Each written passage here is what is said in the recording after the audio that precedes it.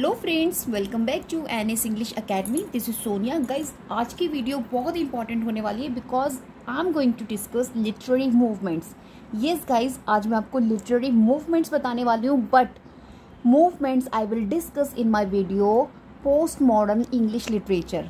Yes guys, post modern English literature में जितने भी आपके लिटरेरी मूवमेंट्स जो आपसे एग्जाम में अगैन एंड अगैन रिपीट हो रहे हैं, उसका क्रोनोलॉजी, डेफिनेशन एंड जितना भी relevant area you will have to cover, I will discuss in this video. Major writers, उनके थीम्स, उनके जो मेजर वर्क्स हैं related to particular literary movements, we will discuss in this video. So stay tune till the end of this video because this video will give you good revision for your upcoming UGC NET English and other competitive exam of English literature, right?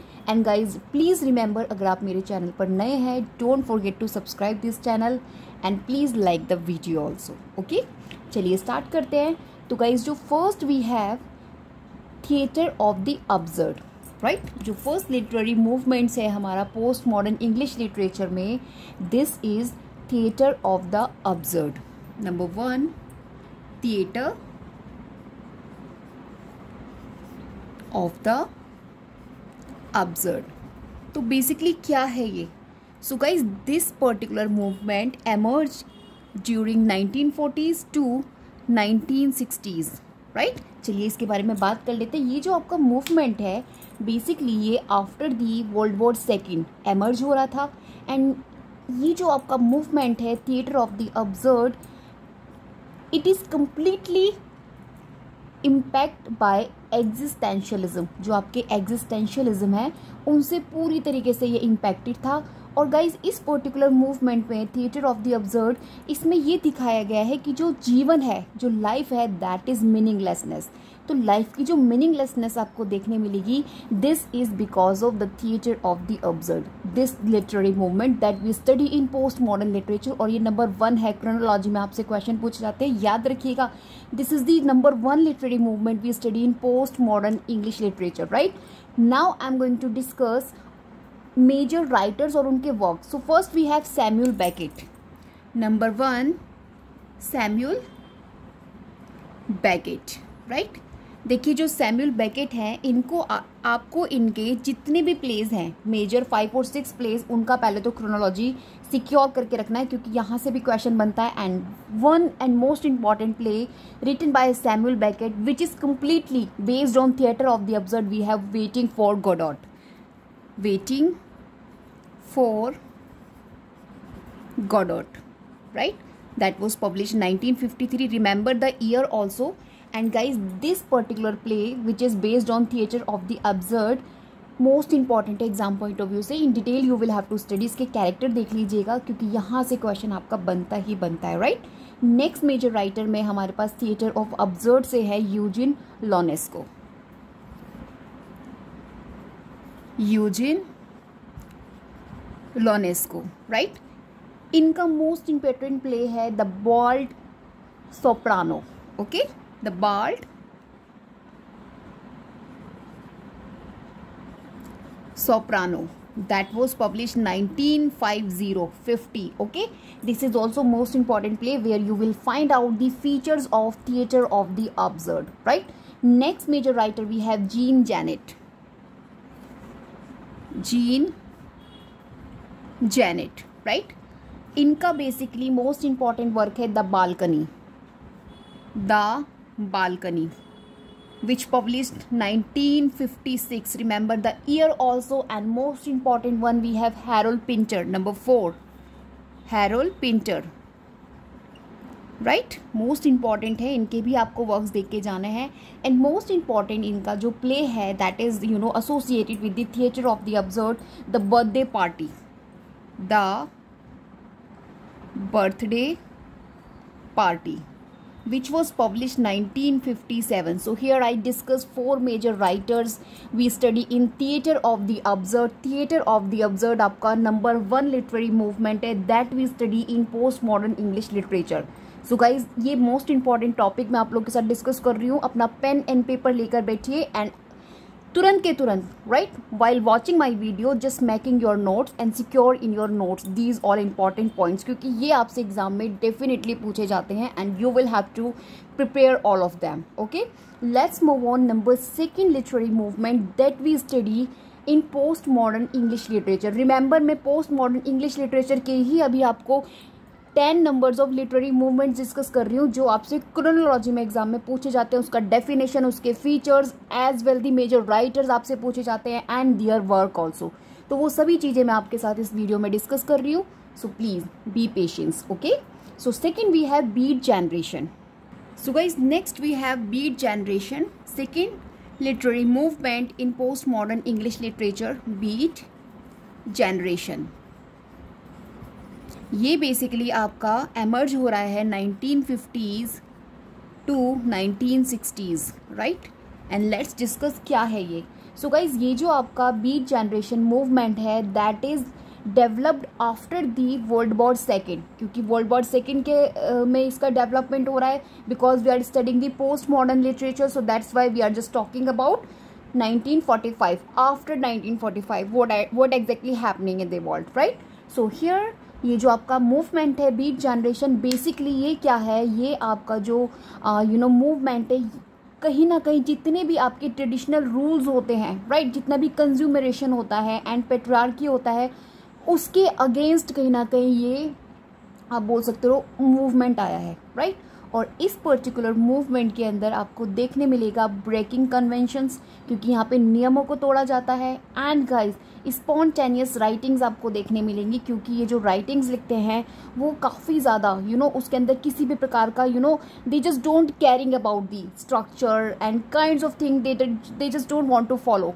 तो कहने का मतलब है आपका ये जो writings लिखते हैं आपके जो बीट जनरेशन के जो राइटर्स हैं, they are just breaking conventions. Spontaneous writings होती है और कहीं ना कहीं they talk about the drugs and spirituality. तो जितना भी मेडिटेशंस होता है, तो kinds of things, kinds of impact आपको देखने मिलेगा. एंड गाइज, ये जो आपके मूवमेंट है, यहाँ पे आपको अगर मैं मेजर राइटर्स की बात करूँ देन मिल जाएंगे Jack Kerouac, Allen Ginsberg, William S. Borg. Okay, now I'm giving you 3 of name. Jack Kerouac,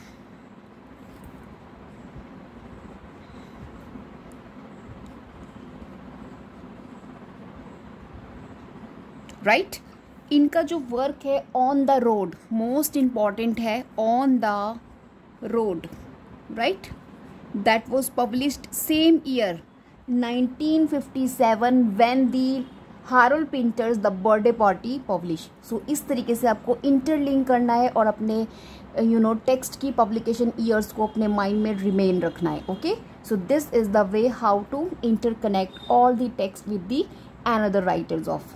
okay, next major writer we have beat generation में Allen Ginsberg,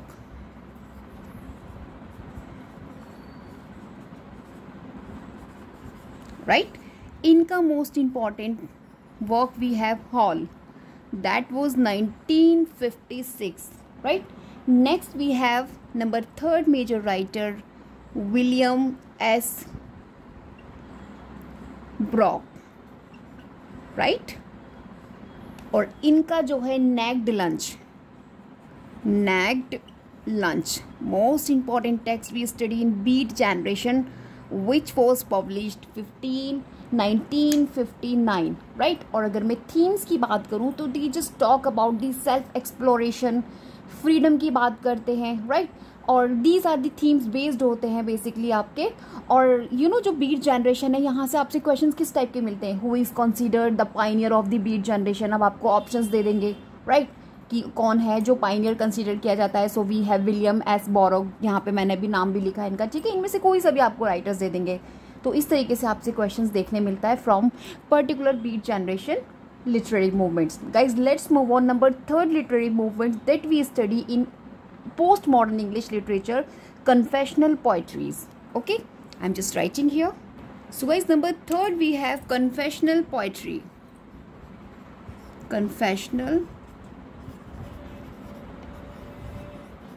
poetry. This is the third literary movement that we study in post modern English literature, 1950s to 1970s basically आपका ये emerge हो रहा है। और guys ये जो आपका पर्टिकुलर कन्फेशनल पोइट्री है, इसका एमर्जेंस आपको अमेरिका से मिलेगा, राइट। तो 1950s के टाइम में अमेरिका में बेसिकली ये एमर्ज हो रहा था, और इसके अंदर आपको दिख जाएंगी पोएम्स लाइक जो कि हाईली डिस्क्राइब करती हैं पर्सनल पोइट्री। तो जितनी भी पर्सनल पोइट्रीज होती हैं उसी पोइट्रीज को इसमें बेसिकली अडॉप्ट किया जाता है। तो कन्फेशनल, जैसे कि एक जो पोइट होता है वो कुछ भी कन्फेस कर रहा है what ever happening in his own life, right. उसकी कुछ भी एक आप बोल सकते हो पर्सनल, उसका कुछ भी सीक्रेट हो सकता है that he wanted to share to his readers with the help of his poems. तो यहाँ पे वही सारे थीम्स आपको देखने मिलेंगे। एंड बेसिकली किस टाइप के राइटर्स जो होते हैं, पोइट्स जो हैं जिन्होंने इस तरीके की कन्फेशनल पोइट्री को अडॉप्ट किया था, जो कहीं ना कहीं मेंटली डिस्टर्ब थे अपनी लाइफ में, राइट। और they try to suicide in their life. और जितने भी पर्सनल स्ट्रगल उन्होंने अपनी लाइफ में देखे हैं, लाइक फीमेल का आपको एक स्ट्रगल देखने मिल जाएगा। तो ये सभी राइटर्स जो होते हैं कन्फेशनल पोइट्रीज की तरफ कहीं ना कहीं एमर्ज होते हैं, क्योंकि they just want to share to their readers kinds of things happen in their life. तो बेसिकली कन्फेशन का मतलब ही ये होता है कि कन्फेस करना कुछ भी, राइट। तो इनके जो पोएम्स होती हैं उसमें आपको डीप सेल्फ रियलाइजेशंस देखने मिल जाएगा कि किस तरीके से वो एक्सेप्ट कर रहे हैं what ever is happening in their life, और किस तरीके से स्ट्रगल कर रहे हैं। पर्सनल स्ट्रगल्स आपको देखने मिल जाएगा। टैबू सब्जेक्ट्स आपको मिल जाएंगे। टैबू सब्जेक्ट समझते हैं, like related to mental illness, suicide kinds of ये जो थिंग्स होती हैं, दीज आर टैबू सब्जेक्ट्स जो कि आपकी एक पर्सनल लाइफ से रिलेटेड होते हैं। तो टैबू सब्जेक्ट्स आपको इसमें दिख जाएंगे। As well emotional intensity you will find in kinds of works जो आपके कन्फेशनल पोइट्रीज होती है उसमें आपको देखने मिलेंगी। और सबसे पहला नाम हमारे पास आता है सिल्विया प्लाथ का। सिल्विया प्लाथ अमेरिकन एक ऐसी राइटर थी, लिखती तो ब्रिटिश इंडियन में हम इनको काउंट करते हैं, but she is basically from the America. ये सिल्विया प्लाथ एक ऐसी पोइट थी, अपनी लाइफ में इतनी ज़्यादा डिस्टर्ब थी just because of the relationship of his father, her father, right. तो इनके जो फादर थे, इन्होंने अपने फादर को कभी भी समझ नहीं पाए, या ये मानिए इनके फादर इनको नहीं समझ पाए। तो काइंड ऑफ स्ट्रगल, एक तो इन्होंने डैडी नाम की पोएम तक लिख डाली अपने डैडी के लिए। And the fact of her life की जब इनके डैडी की डेथ हुई थी उस दिन ये स्कूल गई हुई थी। एंड ट्रस्ट मी, ये इनके लिए एक नॉर्मल डे की तरह था। जैसे कि एक दूसरा बच्चा होता है कि उसके फादर की डेथ हो जाती है, कितना ज़्यादा इमोशनली डिप्रेस्ड हो जाता है बच्चा, बट इनके साथ ऐसा नहीं हुआ था। रीज़न क्योंकि she was completely destroyed by his father, ऐसा इनको लगता था सिल्विया प्लाथ को। एंड काइंड्स ऑफ इनकी पोएम्स हैं जिसमें आपको इनकी निजी लाइफ से रिलेटेड थिंग्स आपको देखने मिलेंगी। तो गाइज यही सारे सब्जेक्ट को लेकर आपके जो कन्फेशनल पोइट्रीज होती हैं वो लिखी जाती हैं, राइट। तो first name we have Sylvia Plath, right, Sylvia Plath. इनका जो मोस्ट इम्पॉर्टेंट पोएम है एरियल, हमने अपने मास्टर्स में भी इसको स्टडी किया था, 1965 में पब्लिश हुआ है। मोस्ट इम्पॉर्टेंट कंसीडर किया जाता है इन दी कन्फेशनल पोइट्रीज में, right. Next we have confessional poetry में जो मेजर राइटर्स हैं, एनी सेक्सटन। एनी सेक्सटन, इनकी भी लाइफ उठा के देख लीजिएगा, सो मैनी स्ट्रगल से इनकी लाइफ भी फेस ऑन हुई है, राइट। इनका जो पोएम है लाइव और डाई, इनके थीम्स भी आपको ऐसे ही देखने मिलेंगे, लाइव और डाई, जीऊं या मरूं, 1966। Remember the year of publication, right. Wide Sargasso Sea, most important जो नॉवल है लिखी गई है सेम ईयर 1966, राइट। इस तरीके से इंटरलिंक कीजिए। Next number third we have Robert Lowell. Robert Lowell, right. इनका जो वर्क है लाइव स्टडीज़, लाइफ स्टडीज़। इन टेक्स्ट को सिक्योर करके रखिएगा इसकी, ये बेसिकली किस बेस्ड थीम पर हैं आपके, राइट। तो बेसिकली ये जो जितने भी टाइटल, मैं अभी आपको 3 नंबर्स ऑफ टाइटल बताएं कन्फेशनल पोइट्रीज में, तो यहाँ से आपको सेपरेट क्वेश्चंस वो फ्रेम करके दे देंगे, लाइक द फॉर्मेट की you will have to identify the poems that are themes based on the confessional poetries. तो kinds of question you will find out. तो ऐसा मत सोचिए ओनली 1 और 2 टाइप ऑफ क्वेश्चन, आपको यहाँ से 3 और 4 क्वेश्चन फॉर्मेट में मिल सकते हैं। फर्स्ट वो आपसे लिटरेरी मूवमेंट में पूछ सकते हैं कि कन्फेशनल पोइट्री है, उसका क्रोनोलॉजी आपसे पूछ सकते हैं, मैचिंग्स में आ जाता है, एंड कहाँ पे इमर्ज हो रहा है, बेसिकली अमेरिका में हो रहा है। एंड आपसे राइटर्स के बारे में पूछा जा सकता है separately, Sylvia Plath, Anne Sexton, Robert Lowell, किसी को भी मिस आउट कर देते हैं एंड दे विल आस्क कि दे आर बिलोंग टू विच बोल सकते हो लिटरेरी मूवमेंट, राइट। तो यहाँ पे इस तरीके से आपको क्वेश्चंस देखने मिल जाएंगे। फॉर एग्जाम्पल आपसे एग्जाम में ऑलरेडी पूछा जा चुका है कन्फेशनल पोइट्री से कि सिल्विया प्लाथ का जो एरियल है, is a collection of which type of poetry, किस तरीके की टाइप ऑफ पोएट्रीज इन्होंने एरियल, ये इनका बेसिकली कलेक्शन है, पोएम नहीं है एरियल, ये एक इनका कलेक्शन है जिसमें इन्होंने कन्फेशनल पोएट्रीज लिखी है, सारी कन्फेशनल पोएट्रीज इन्होंने लिख डाली हैं इसके अंदर बेस्ड ऑन, ठीक है। तो इस तरीके से आपसे क्वेश्चंस पूछने मिलेगा देख एग्जाम में, right. Let's move on number 4 literary movement. तो चलिए गाइस नेक्स्ट डिस्कस करते हैं number 4 post modernism. Post modernism, right, this is also the literary movement that emerge 1960s से आपका इमर्ज हो रहा है टू प्रेजेंट। अभी हम जो बात कर रहे हैं आज तक आप पोस्ट मॉडर्निज्म के अंदर हैं। बेसिकली 1960s से आपका मॉडर्निज्म स्टार्ट हो जाता है, उसके प्रति आपको एक्टिविटीज़ देखने मिल जाती हैं, और ये कहीं ना कहीं जो आपका पोस्ट मॉडर्निज्म है टॉक्स और क्वेश्चन, ये क्वेश्चन उठाने लगता है रियलिटी को लेकर एंड एक्चुअलिटी को लेकर, क्योंकि यहाँ पे क्वेश्चंस पुट होने लगते हैं, क्वेश्चंस फ्रेम होने लगते हैं। जब इंसान क्वेश्चंस फ्रेम करने लगता है it means they are live in post modernism. आप लोग भी अब क्वेश्चंस करते हैं, आप अपने सोसाइटी में देखिएगा हर इंसान कुछ भी सिचुएशन उसके आगे है वो सिचुएशन को एक्सेप्ट करना एज इट इज़ नहीं चाहते, they just put the questions there, वो क्वेश्चंस रेज करते हैं and they want exact reason of particular situation. तो guys this is the post modernism, यही पोस्ट मॉडर्निज्म होता है। और यहाँ पे पोस्ट मॉडर्निज्म में आपको मेन जो फीचर्स में आपको मीटा फिक्शंस देखने मिल जाएगा, मीटा फिक्शंस, पैस्टेज मिल जाएगा आपको। पैस्टेज क्या होता है, किसी भी टाइप ऑफ थिंग्स को मिलाकर एक न्यू थिंग्स को क्रिएट कर देना। सपोज मुझे 4 और 5 थिंग्स बहुत अच्छी लग रही है तो मैंने उन 4 और 5 थिंग्स से 6 नंबर ऑफ एक न्यू क्रिएट कर दिया, मैंने कुछ नया बना दिया उन सब चीज़ों से, राइट। मैंने उसको एज इट इज़ एक्सेप्ट नहीं किया बट मैंने उन सभी को मर्ज करके एक न्यू क्रिएट कर दिया। दिस इज़ दी पैस्टाइज जो कि यूज़ की जाती है आपकी पोस्ट मॉडर्निज्म लिटरेरी मूवमेंट में। और आयरनी, प्लेफुलनेस आपको देखने मिल जाएगा। और let's talk about the major writers. तो first we have Thomas Pynchon. Thomas Pynchon के वर्क से आपको कई बार क्वेश्चन देखने मिल जाता है। एक तो इनका जो ग्रेविटीज रेनबो है, मोस्ट इंपॉर्टेंट वर्क है थॉमस पाइचन का, कई बार एग्जाम में आपसे पूछने मिला है पाइचन, राइट। इनका ग्रेविटीज रेनबो, राइट, इस टाइटल को याद रखिएगा। और इसका ईयर 1973, मोस्ट इंपॉर्टेंट टेक्स्ट है, टाइटल बेस्ड आपसे so many time examiner have been asked this particular question written by आपके Thomas Pynchon. Okay, next we have Don DeLillo. Don DeLillo, right. इनका मोस्ट इंपॉर्टेंट वर्क है white noise. White noise, right, this was published 1985। And next we have Salman Rushdie. Number 3 Salman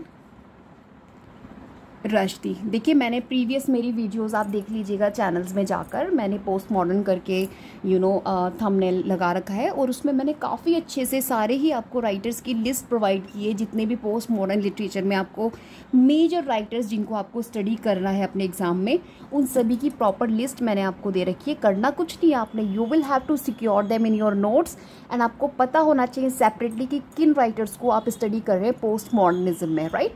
so this is your work. तो यहाँ पे मैं सिर्फ आपको major 3 मैंने बता दिए। मिडनाइट चिल्ड्रन इनका मोस्ट इंपॉर्टेंट वर्क है, सलमान रश्दी का 1981 चटनीफिकेशन के लिए इनको जाना जाता है और मैजिकल रियलिज्म के लिए सलमान रश्दी को जाना जाता है। So we have so many things these which interconnect to the writers we study. Okay, let's move on the themes.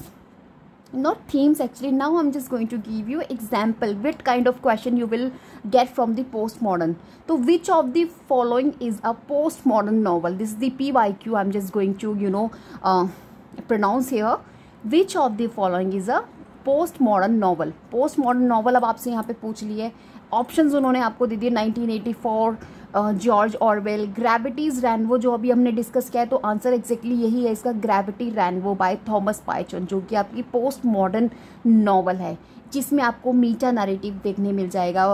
आपको स्ट्रक्चर वे नहीं देखने को मिलेगा क्योंकि they just don't follow the structure. Okay, and आपको फ्रेगमेंटेशंस देखने मिल जाएगी, पैस्टेज देखने मिल जाएगा, आयरनी, प्लेफुलनेस इस पर्टिकुलर नॉवल में देखने मिल जाएगी क्योंकि this is the novel that we study in post modern literature. Okay, so guys इस तरीके से आपको क्वेश्चन मिलेगा। Let's move on the number 4. This is the number 3rd literary movement actually, I don't know third और four है वो आप देख लीजिएगा. Next we have magic realism that we study after post modernism, क्योंकि मैं क्रोनोलॉजी मैनर में आपको यहाँ पे डिस्कस कर रही हूँ. सो इन दैट सीक्वेंस आप उसको सिक्योर करें अपने नोट्स में and it will help you और benefit you. Okay, magic realism.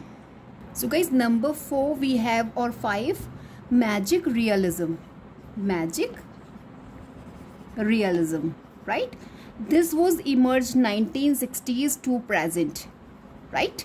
और बेसिकली ये जो आपका मूवमेंट है ये आपका लैटिन अमेरिका से इसका स्टार्टिंग हो रहा है, लैटिन अमेरिका से, right? Magic realism started from Latin America.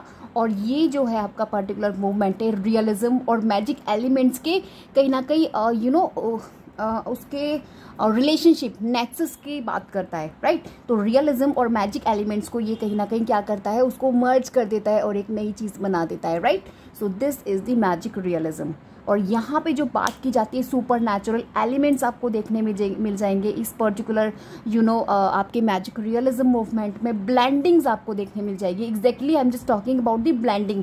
Blending किसकी करते हैं, ये रियलिज्म की और आपके मैजिकल एलिमेंट्स की ब्लेंडिंग की जाती है, उसी को मैजिकल रियलिज्म बोला जाता है. ब्लेंडिंग आपकी मिथ की भी की जाती है, मिथ को रियलिटी के साथ जोड़ दिया जाता है, ठीक है? पॉलिटिकल सोशल क्रिटिक यहाँ पे किया जाता है. अभी हम बात करने जा रहे हैं मेजर राइटर्स. तो हमारे पास सलमान रश्दी तो है ही, अभी मैंने पीछे भी आपको बता दिया Salman Rushdie also most important writer, की writer we study in magic realism. यहाँ से आपको क्वेश्चन एग्जाम में ऑलरेडी पूछा जा चुका है. And another we have Gabriel Garcia Marquess.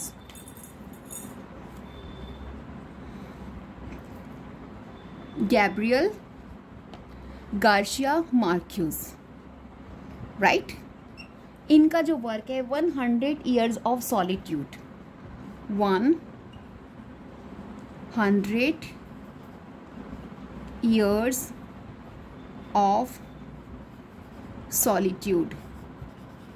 ये बेसिकली इनका 1967 का वर्क है. Most important we study in magical realism. Next we have Salman Rushdie. Again Salman Rushdie, right? His work midnight's children, most important text है इनका, राइट? इसको काइंड्स ऑफ आप बोल सकते हैं पॉइंट ऑफ व्यू से स्टडी किया जाता है इनके इस वर्क को. 1981, right? Next we have Toni Morrison. Toni Morrison का most important novel Beloved, जिसे आपको स्टडी करना है इन डिटेल्ड, राइट? किस तरीके से जो बी लव्ड होती है डॉटर नंबर 4th नंबर की इनकी, किस तरीके से उसकी डेथ हो जाती है, और spiritual things kinds of soul, right? जो इनकी उसकी सॉल होती है बच्ची की, बाद में किस तरीके से इसके अंदर मैजिकल रियलिज्म की ब्लेंडिंग हो जाती है, मिथ के साथ रियलिटी की ब्लेंडिंग्स आपको देखने मिलती है इस पर्टिकुलर नॉवल टॉनी मॉरिसन का. किस तरीके से स्ट्रगल दिखाया है एक विमन का, एक मैरिड विमन का, वो उसने किस तरीके से स्लेवरी लाइफ को पूरा जिया और वो नहीं चाहती थी कि उसके बच्चे भी उस तरीके से जिए. तो बहुत अच्छी स्टोरी है. Once you will have to study in detailed manner, okay? और guys from this particular literary movement आपको क्वेश्चंस देखने मिलता है kind of like which writer is most associated with magic realism. अब आपको यहाँ ऑप्शंस दे देंगे T S. Eliot, Sylvia Plath, Harold Pinter, Gabriel Garcia Marquez, कि कौन सा ऐसा राइटर है जो एसोसिएटेड है आपका. तो we have Gabriel Garcia Marquez, क्योंकि टी.एस. इलियट, सिल्विया प्लाथ और हैरोल्ड पिंटर आपका थिएटर ऑफ द अब्सर्ड से एसोसिएशन है, सिल्विया प्लाथ का कन्फेशनल पोइट्री से है, और आपका कहीं ना कहीं मार्क्यूज का मैजिक रियलिज्म से है, राइट? तो इस तरीके से आपको आइडेंटिफाई करना है, right? So guys here I discuss with you all theatre of the absurd, beat generation, confessional poetry, post modernism as well magic realism. मैंने ये 5 नंबर्स ऑफ लिटरेरी मूवमेंट्स आप लोगों के साथ डिस्कस किए हैं. Let's move on the number 6, minimalism, right? Most important है, just study about it also, okay? Minimalism, I'm just writing here. So guys, number 6 we have minimalism. क्या है basically, ये आपका 1970 से प्रेजेंट, राइट? इसका एमर्ज हो रहा है. और क्या है मिनिमलिज्म? एक लिटरेरी मूवमेंट है जो एमर्ज हो रहा है आपका 1970 से, और एम्फेसाइज किया जाता है यहाँ पे simplicity, brevity and the idea. एक ऐसा idea which is less in more, less is more, this is the key word in the minimalism. तो यहाँ पे बेसिकली क्या किया जाता है, तो मिनिमलिस्ट जो राइटर्स होते हैं ये अवॉइड करते हैं इलेबोरेट करना, डिस्क्रिप्शंस को अवॉइड करते हैं एंड फोकस करते हैं on short direct sentence with open ended meaning, right. तो बेसिकली स्ट्रेट फॉरवर्ड बात करते हैं आपके मिनिमलिज्म, इनको कोई घुमा फिरा के एलेबोरेट करके बात करना नहीं आता है, स्ट्रेट फॉरवर्ड बात करते हैं, छोटा सेंटेंस बोलते हैं लेकिन उसके अंदर जो आपका मीनिंग होता है that was complete meaning hide in that particular short sentence. So ये बेसिकली कैरेक्टरिस्टिक आपको देखने मिलेगा मिनिमलिस्ट जो राइटर्स होते हैं उनके अंदर। तो basically they talk in simple language की बात करते हैं, स्पेयर डिस्क्रिप्शंस ये देते हैं यानी कि लिमिटेड डिटेल। जैसे फॉर एग्जांपल अभी मैं आपको वीडियो बना रही हूँ, यहाँ मैं आपको इतना सारा एलैबोरेट कर रही हूँ, हर एक मूवमेंट को डिटेल्ड में बताने की कोशिश कर रही हूँ, और यही बात मैं आपको इन शॉर्ट सेंटेंसेस में भी बता सकती हूँ, राइट। सो ये जो तरीका है, टू वेज है we have to make you understand. अगर मैं शॉर्ट में तैयारी कराती हूँ आपको, शॉर्ट में मैंने आपको ऐसे ही बता दिया, हो सकता है जो बिगनर्स होते हैं उनको फिर क्लियर नहीं होता है ना, तो we have to elaborate them. तो ये जो 2 टाइप्स ऑफ वे होते हैं, we have to make you understand, यही 2 तरीके के जो वेज होते हैं, इसमें जो शॉर्ट वे होता है वही आपका मिनिमलिज्म होता है, जैसे कि नेम में भी है इसके, राइट। और ऑर्डिनरी लाइफ को फोकस किया जाता है क्योंकि इसमें ये लोग उन कैरेक्टर को बेसिकली चूज करते हैं जो राइटिंग्स में जो बहुत ज़्यादा ऑर्डिनरी लाइफ से बिलोंग करते हैं, रियलिस्टिक एवरीडे लाइफ की बात करते हैं। इमोशनल अंडरस्टैंडमेंट पे आपको मिल जाएगा, अंडरस्टेटमेंट आपको देखने मिलेगा, जैसे कि इमोशंस जो होते हैं इम्प्लाइड किए जाते हैं rather than implicitly stated, right. Iceberg theory से आपको क्वेश्चन मिला था, the deeper meaning is beneath the surface, जो आपका हेमिंगवे का इन्फ्लुएंस है आइसबर्ग थ्योरी। तो बेसिकली इसी का कैरेक्टरिस्टिक है, okay. And now I am going to give you major writers और उनके वर्क्स जो आपके बेसिकली एसोसिएटेड है मिनिमलिज्म से। तो first we have Raymond Carver,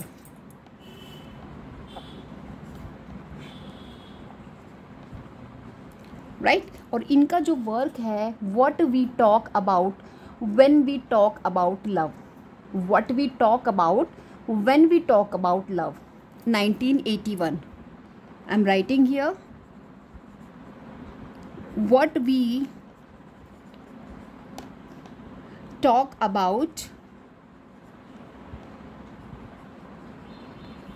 when we talk about love, right। ये इनका टाइटल है, 1981 में इसका पब्लिकेशन है। कितना अपोजिट है ना, बात तो कर रहे हैं मिनिमलिज्म की और टाइटल देखिए कितना लॉन्ग इन्होंने बना रखा है। तो दैट्स वाई ये जो ब्रिटिशर्स होते हैं ना, हम इन पर बिलीव नहीं कर सकते, बोलते कुछ है करते कुछ है। मिनिमलिज्म इन्होंने एक लिटरेरी मूवमेंट प्रेजेंट किया है यहाँ पे। रेमंड कार्वर उसके मेजर राइटर्स डिस्क्राइब किए हैं और उनका टाइटल देखिए, what we talk about when we talk about love. This is a long title they just give, और बात कर रहे हैं शॉर्ट की, राइट। चलिए खैर कोई बात नहीं। Next major writer we have Ernest Hemingway.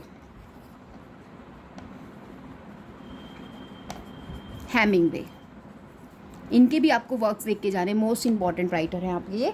Hills like white elephants, इनका जो मेजर वर्क है, we study in minimalism. Hills like white elephant, जो हिल्स हैं वो किसकी तरह है, वाइट एलिफेंट की तरह, राइट। 1927, देखिए 1927 में कौन सा वर्क पब्लिश हुआ था, to the lighthouse, which is written by Virginia Woolf. इस तरीके से इंटरकनेक्ट कीजिए, तुरंत आपको याद आ जाएगा, right. So basically Ernest Hemingway का Hills like white Elephant which is major work we study in minimalism, right, literary movement that we study in post modern literature. Next writer we have Amy Hempel. Amy, guys मैं जितने भी आपको writers बता रही हूँ ना, exam में आपसे पूछे जा चुके हैं, सो इनको हल्के में मत लीजिएगा, ये मत सोचिएगा कि मैं आपको क्या बता रही हूँ। तो मेरा जो जितना भी कंटेंट होता है मैं अपनी वीडियोस में प्रोवाइड आपको करती हूँ, बहुत ही ज़्यादा एनालिटिक तरीके से करती हूँ, ऐसे ही आपको उठा के कुछ भी नहीं देती हूँ। ट्रस्ट मी, अगर आप एनालाइज करते होंगे एग्जाम्स को प्रीवियस ईयर तो आपको अच्छे से पता होगा जितना भी कंटेंट मेरी वीडियोज़ में आपको मिलेगा, all are relevant to your exam, okay. So basically Amy Hempel, जिनका मोस्ट इंपॉर्टेंट वर्क है reason to life, which is we study in minimalism, okay. And one more we have major writer Tobias wolf,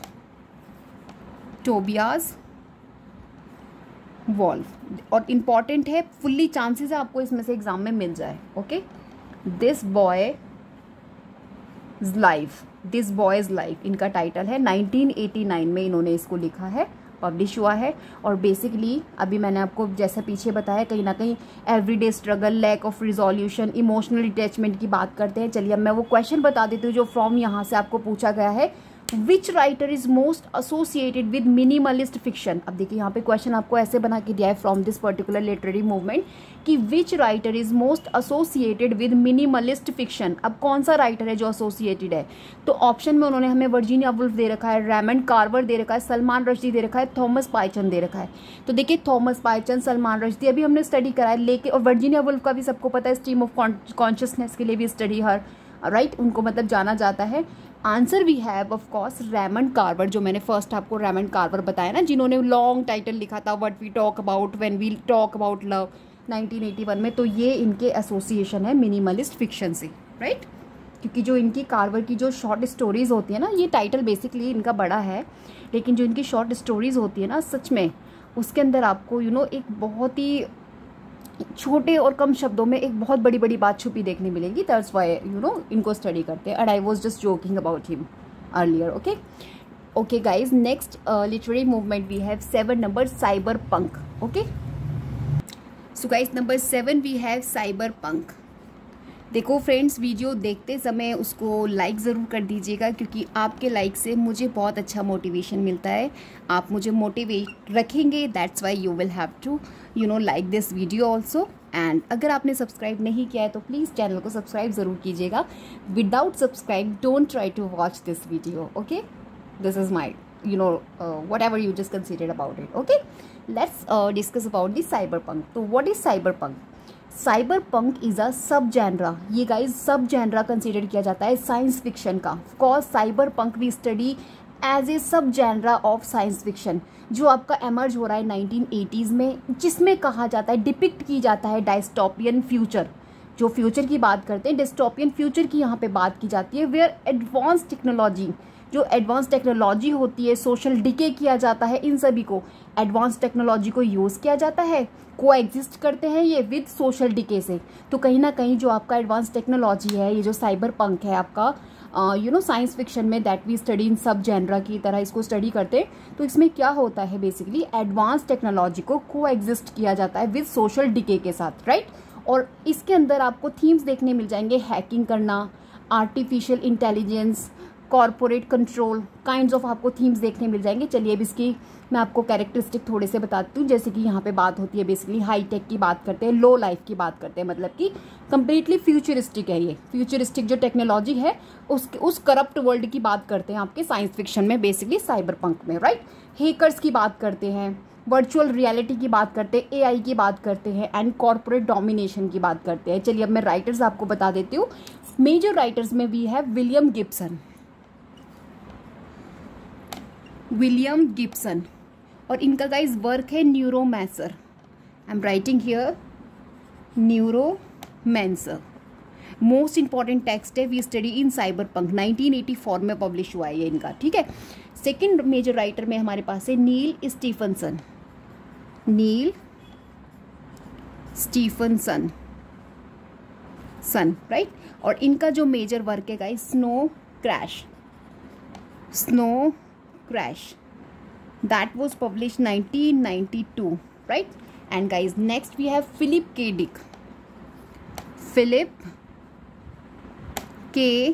Dick, right? और इनका जो important work है Do Androids Dream of Electric Sheep, Do Android Dream, अब dreams भी आपके android हो गए, right.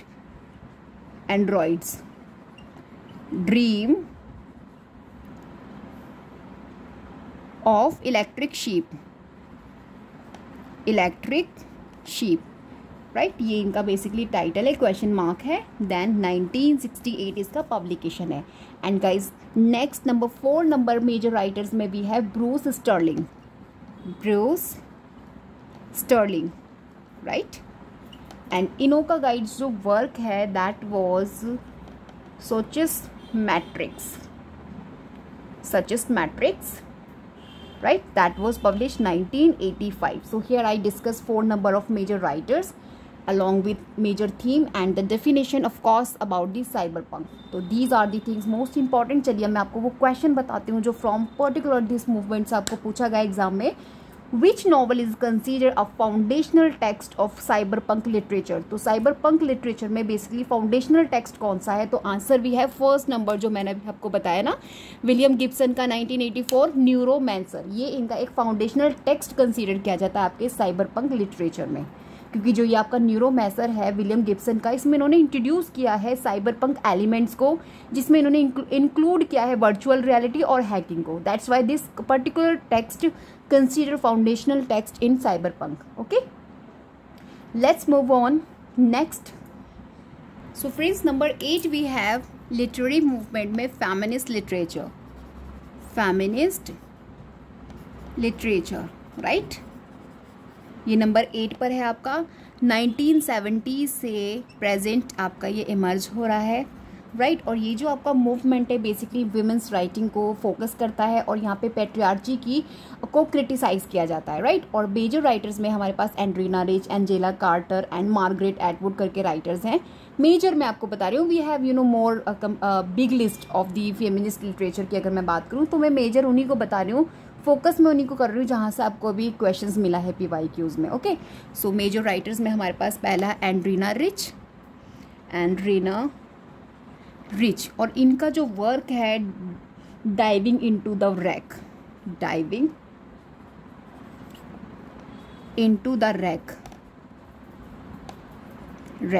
Right, जो कि आपका 1973 में पब्लिश हुआ है. 1973 में कौन सा वर्क पब्लिश हुआ था अभी मैंने डिस्कस किया था, ग्रेविटी राइट. ग्रेविटीज रेनबो जो आपका थॉमस पाइचन का, जिन्हें हम पोस्ट मॉडर्न में पढ़ते हैं लिटरेचर में, लिटरेरी मूवमेंट में राइट. उनका देखिए वर्क जो था ग्रेविटीज रेनबो करके, वो आपका 1973 में पब्लिश हुआ था. इस तरीके से आपको इंटरकनेक्ट करना है. और आपके रोनाल्ड बार्थ हैं, उन्होंने भी 1973 में वर्क लिखा है, उनका भी एक वर्क है जो कि सेम ईयर पब्लिश हुआ है.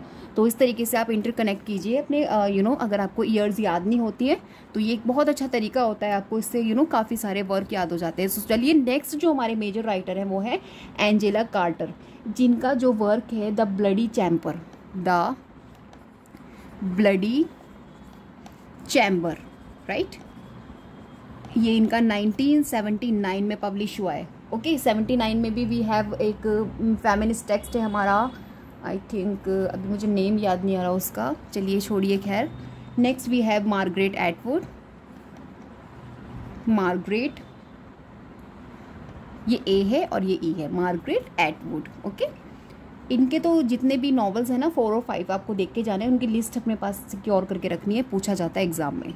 ठीक है, बेसिकली हैंडमेड्स टेल जो है इनका मोस्ट इम्पॉर्टेंट वर्क है राइट, जिसमें स्टोरी दिखाई गई है 1985 में पब्लिश हुआ था, जिसमें विमेन की क्रिटिकल कंडीशन इसमें दिखाई गई, किस तरीके से उनको फोर्स किया जाता है फॉर दी बेबी बर्थ के लिए right. So this is the story about. Next, number 9, we have post-colonial literature that we study in postmodern literature as a literary movement. Post-colonial literature. Number 9, post-colonial literature. Right? ये basically आपका 1980s में emerge हो रहा है और ये जो movement है फोकस करता है थीम्स ऑफ आइडेंटिटी, कॉलोनियलिज्म और कल्चरल हाइब्रिडिटी के थीम्स पर बेस्ड है. और मेजर राइटर्स में हमारे पास है Chinua Achebe, Salman Rushdie once again and Arundhati Roy, जिन्होंने based on the post colonial literature पर अपने वर्क्स लिखे हैं, जैसे थिंग्स फॉल अपार्ट आपका चिनुआ अचीबे का अफ्रीकन ट्रिलॉजी का फर्स्ट पार्ट है. चिनुआ अचीबे जो आपकी फर्स्ट है, चिनुआ अचीबे, इन्हें भी आपको इन डिटेल में स्टडी करना है. इनके 5 और 6 वर्क की क्रोनोलॉजी आपको याद रखनी है एंड स्पेसिफिकली आपको थिंग्स फॉल अपार्ट कहाँ से मिला है आपको पता है? ये जो टाइटल है, दिस टाइटल केम फ्रॉम जो आपके वो W.V. यीट्स है ना, उनका जो पोयम है वहाँ से उसकी लाइंस आपको ली गई है, ये थिंग्स फॉल अपार्ट की. ठीक है, वहीं से इन्होंने इसको अडॉप्ट किया है आपकी चिनुआ अचीबे ने राइट. और उसका जो लाइन है वो मुझे नाम याद नहीं आ रहा अभी राइट नाउ उनका, मुझे कमेंट में ज़रूर लिखिएगा W.V. यीट्स की वो कौन सी पोयम है जहाँ से ये लाइन ली गई थी. ठीक है, सलमान रश्दी नेक्स्ट है हमारे पास, सलमान रश्दी राइट. इनका ऑफ कोर्स मिडनाइट चिल्ड्रन जो 1981 है, बार बार नहीं लिख रही। और number 3 we have Arundhati Roy, Arundhati Roy, right, जिनका most important the god of small things, the god of small things, right, जो इनका आपका 1997 में पब्लिश हो रहा है। ओके, नेक्स्ट गाइज नंबर 10 और last literary movement we have meta modernism, right, meta modernism. Number 10 and last one we have meta modernism. ये basically 2000 से आपका इमर्ज हो रहा है और प्रेजेंट, राइट। और क्या है ये, इसके अंदर आपको जो पोस्ट मॉडर्निज्म है उससे आगे बढ़कर, उससे भी आगे बढ़कर पोस्ट मॉडर्निज्म से भी आगे जाकर इन्होंने एक जो न्यू वे होता है राइटिंग्स का, उसको इन्होंने कहीं ना कहीं डेवलप किया है, जिसमें ये क्या करते हैं, आयरनी और सिंसियरिटी दोनों को क्या कर देते हैं, ज्वाइन कर देते हैं और एक नई चीज़ बना देते हैं। तो यही आपका मीटा मॉडर्निज्म है। तो बेसिकली यहाँ पे क्या किया जाता है, पोस्ट मॉडर्न से भी आगे जाकर आयरनी एंड सिंसियरिटी को जोड़ा जाता है and then they create new thing, this is called meta modernism, right. और मेजर राइटर्स में we have David Foster Wallace, right, जिनका वर्क है इनफिनाइट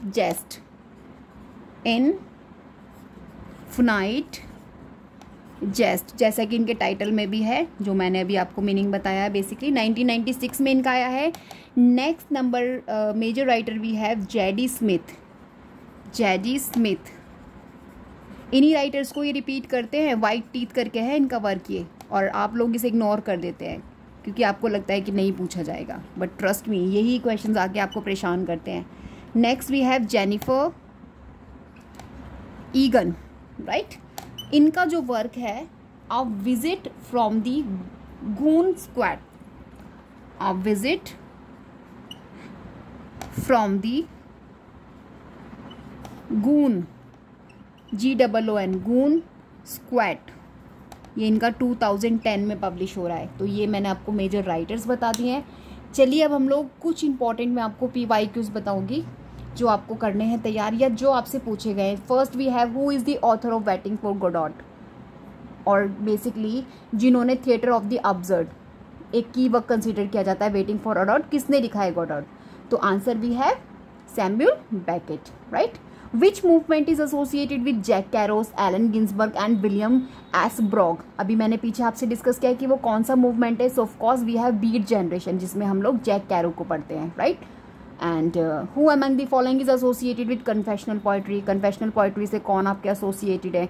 आपको राइटर्स दे देंगे, जैसे Robert Lowell, also one of the confessional poetry में हम मेजर राइटर स्टडी करते हैं, राइट। आंसर है which writer is associated with the black art movement? अब एक ब्लैक आर्ट मूवमेंट था, इससे कौन एसोसिएटेड था? तो इसमें इससे आपके जो एसोसिएशन है द ब्लैक आर्ट मूवमेंट से अमेरिकी बराका का, राइट। अमेरिकी बराका मोस्ट इंपॉर्टेंट राइटर है that we study in the black art movement. ये जो आपका ब्लैक आर्ट मूवमेंट है और जो आपका अमेरिकी बराका ने जो डचमैन नाम का वर्क लिखा था 1964 में, उसी को की वर्क कंसिडर किया जाता है आपकी द ब्लैक आर्ट मूवमेंट का, राइट। ग्रेविटीज रेनबो जो आपका 1973 में आया है, पोस्ट मॉडर्न नॉवल है, वो किसने लिखा है? तो ऑफ कोर्स आंसर भी है थॉमस पाइथन। ये मैंने सभी आपको गाइज जितने भी PYQs आपसे पूछे गए थे वो मैंने भी आपको बताए थे।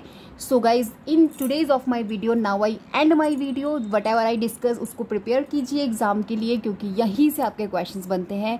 चैनल को सब्सक्राइब कीजिए, अगर नहीं किया है प्लीज़ कंजूसी मत कीजिए उसको सब्सक्राइब करने में। अगर आपको लगता है कि आपके रेलिवेंट है, अगर आप एग्जाम के लिए प्रिपेयर कर रहे हैं तो प्लीज़ आपको सब्सक्राइब करना ही पड़ेगा, क्योंकि आपको नहीं पता, you don't know what you will find out from what channel, okay. किससे आपको क्या मिल जाए आपको नहीं पता, so you will have to subscribe at least once, okay. एक ही बार करना होता है वैसे भी, और वीडियो को लाइक करना मत भूलिएगा। चलिए bye bye, will meet in next video. मुझे कमेंट करके ज़रूर बताइएगा the way I discuss, do you like it और नॉट, ओके।